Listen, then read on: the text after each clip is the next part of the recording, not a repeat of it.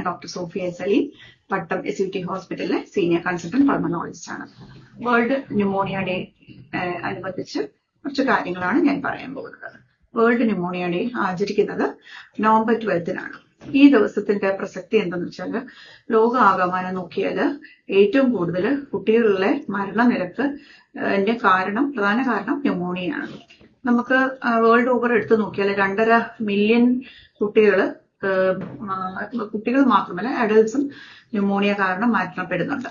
ഈ 2.5 മില്യണില് ഏതാണ്ട് 60 ലക്ഷത്തോളം കൊച്ചുകുട്ടികളാണ്. എന്ന് പറഞ്ഞാൽ കുട്ടികൾ 5 വയസ്സിന് താഴെയുള്ള കുട്ടികളാണ് മരണപ്പെടുന്നത്.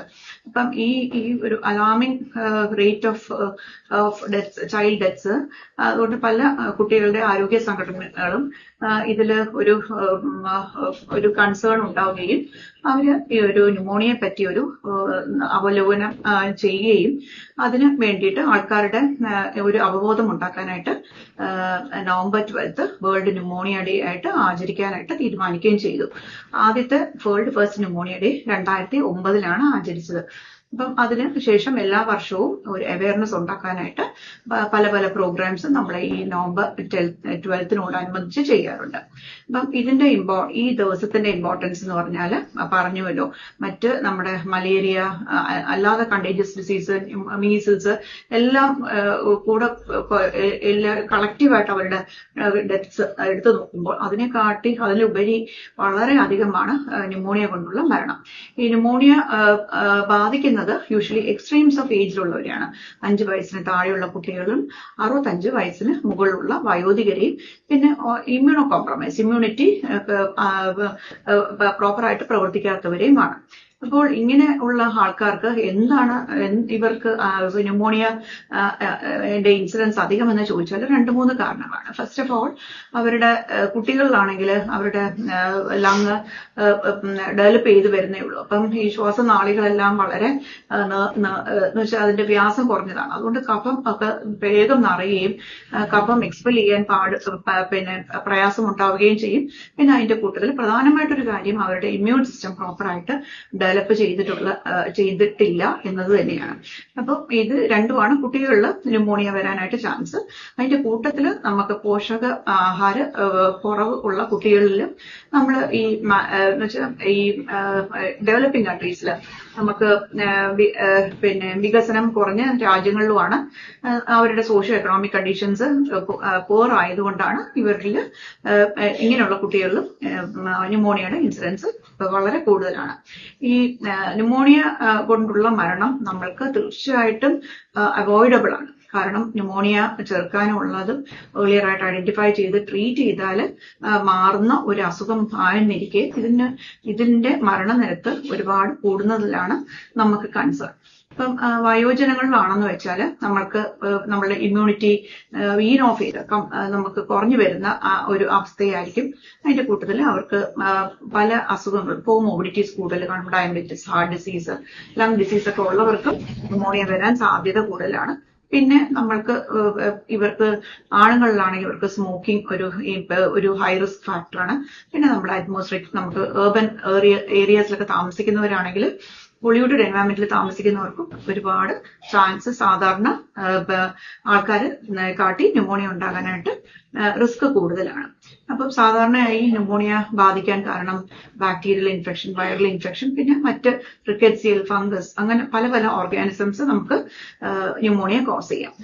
ഇതിന് തീർച്ചയായിട്ടും കറക്റ്റ് ട്രീറ്റ്മെന്റ് നമുക്ക് അവൈലബിൾ ആണ്. ഈ ട്രീറ്റ്മെന്റ് ഡിപ്പെൻഡ് ചെയ്യുന്നത് പേഷ്യന്റിന്റെ ഏജ്, സിവിയറിറ്റി ഓഫ് സിംറ്റംസ്, ഇതെല്ലാം അവരുടെ കറന്റ് ഹെൽത്ത് കണ്ടീഷൻ, ഇതെല്ലാം ബേസ് ചെയ്താണ് നമ്മൾ ട്രീറ്റ്മെന്റ് സ്റ്റാർട്ട് ചെയ്യുന്നത്. ബാക്ടീരിയൽ ന്യൂമോണിയയ്ക്ക് നമ്മൾ as early as possible antibiotic start ചെയ്യും. ഈ ആന്റിബയോട്ടിക് കൊടുക്കുന്നത് പ്രീവിയസ് അവരുടെ പേഷ്യന്റ് ഹെൽത്ത് കണ്ടീഷനും സിവിയറിറ്റിയും അതിന്റെ സ്റ്റേജ് ഓഫ് ന്യൂമോണിയയ്ക്കും അനുസരിച്ചിട്ടാണ് നമ്മൾ ഒരു ആന്റിബയോട്ടിക് സ്റ്റാർട്ട് ചെയ്യുന്നത്. നമ്മൾ ഇപ്പം കോമൺ ആയിട്ട് വന്നത്, നേരത്തെ നമുക്കൊരു കോവിഡ് എപ്പിഡമിക് വന്നിട്ട് പോയി. കോവിഡും ന്യൂമോണിയാണ് കോസ് ചെയ്തത്. ഇതുപോലെ വൈറൽ ഇൻഫെക്ഷൻസ് നമുക്ക് വൈറൽ ന്യൂമോണിയ കോസ് ചെയ്യാം. H1N1, H3N2, respiratory syncytial virus എന്നീ വൈറസുകൾ ഇപ്പം നമുക്ക് ന്യൂമോണിയ കോസ് ചെയ്യുകയും മരണം ഉണ്ടാക്കുകയും ചെയ്യുന്നുണ്ട്. ഇപ്പൊ നമുക്ക് കറന്റ്ലി അങ്ങനെ ഒരു വൈറൽ എപ്പിഡമിക് ഉണ്ട് ന്യൂമോണിയ കോസ് ചെയ്യുന്നത്. ഇതല്ലാതെ നമുക്ക് ഫംഗസും പിന്നെ റിക്കറ്റ്സും ബാക്കി അങ്ങനത്തെ TB ബാക്ടീരിയയും കോസ് ചെയ്യുന്ന ഒരു തരം ന്യൂമോണിയാണ്. അപ്പം ഈ പല പല ഓർഗാനിസംസും നമുക്ക് ന്യൂമോണിയ ഉണ്ടാക്കാം. അതിന്റെ ട്രീറ്റ്മെന്റ് എന്ന് പറഞ്ഞാൽ നമ്മൾ ന്യൂമോണിയയുടെ കാരണഹേതുവായിട്ടുള്ള ഓർഗാനിസത്തിനെ കണ്ടുപിടിച്ച് അതിന് അഗെയിൻസ്റ്റ് ട്രീറ്റ് ചെയ്തതാണ്. അപ്പം അതിന്റെ കൂട്ടത്തിൽ ആന്റിബയോട്ടിക് കൊടുക്കുന്നതിൽ അതിന്റെ കൂട്ടത്തിൽ വളരെ ഇമ്പോർട്ടന്റ് ആണ് ന്യൂമോണിയയുടെ സപ്പോർട്ടീവ് ട്രീറ്റ്മെന്റ്. സപ്പോർട്ടീവ് ട്രീറ്റ്മെന്റ് എന്ന് പറഞ്ഞാൽ നമുക്ക് പിന്നെ ഈ കഫം വന്ന് നമുക്ക് ഈ ന്യൂമോണിയ ആയിട്ടുള്ള ഭാഗം പഴുപ്പ് നിറഞ്ഞിരിക്കും. അപ്പം ഇതിന്റെ കഫം ഡ്രെയിൻ ചെയ്യുക. പിന്നെ ഈ സിവിയർ ആയിട്ട് ന്യൂമോണിയ ഉള്ളവർക്ക് ശ്വാസതടസ്സം ഉണ്ടാവാം.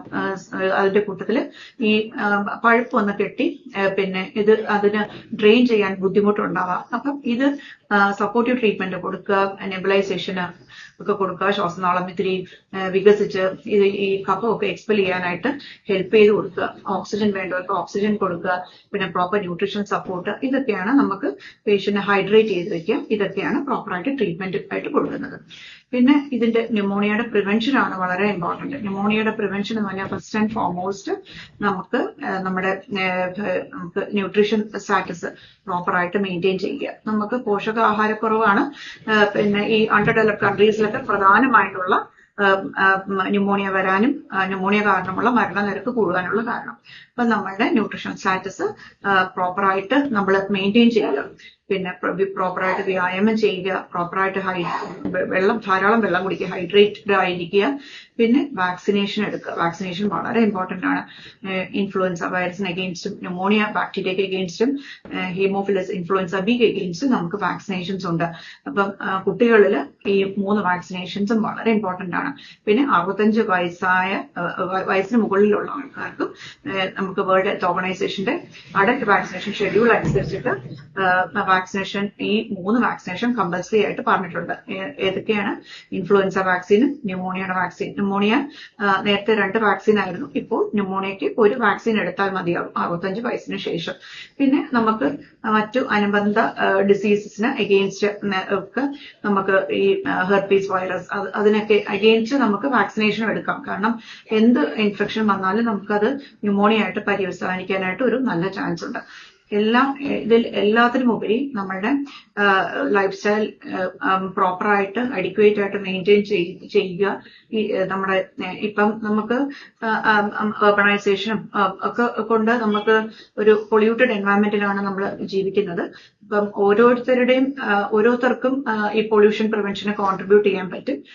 ഇത് നമ്മുടെ പബ്ലിക് ഒരു ഹെൽത്ത് കൺസേൺ ആയിട്ട് മാറിയിട്ടുണ്ട് ഇപ്പോൾ. പൊല്യൂഷൻ കാരണം നമുക്ക് പല ശ്വാസകോശ രോഗങ്ങളും വരുന്നുണ്ട്. അതിന്റെ കൂട്ടത്തിൽ ന്യൂമോണിയ വന്നാൽ അതിന്റെ മരണനിരക്ക് കൂടാനും അത് സിവിയറിറ്റിയിലോട്ട് പോയിട്ട് മരണനിരക്ക് കൂടാനും ഒരു ചാൻസ് ഉണ്ട്. അതുകൊണ്ട് ഈ ഓരോരുത്തർക്കും നമ്മുടെ എൻവയറമെന്റൽ പൊല്യൂഷൻ, നമുക്ക് അറ്റ്മോസ്ഫിയർ പൊല്യൂഷൻ കുറയ്ക്കാൻ എന്തൊക്കെ ചെയ്യാമോ അതൊക്കെ നമ്മൾ ഓരോ ഇൻഡിവിജ്വലും കോൺട്രിബ്യൂട്ട് ചെയ്യേണ്ടതാണ്.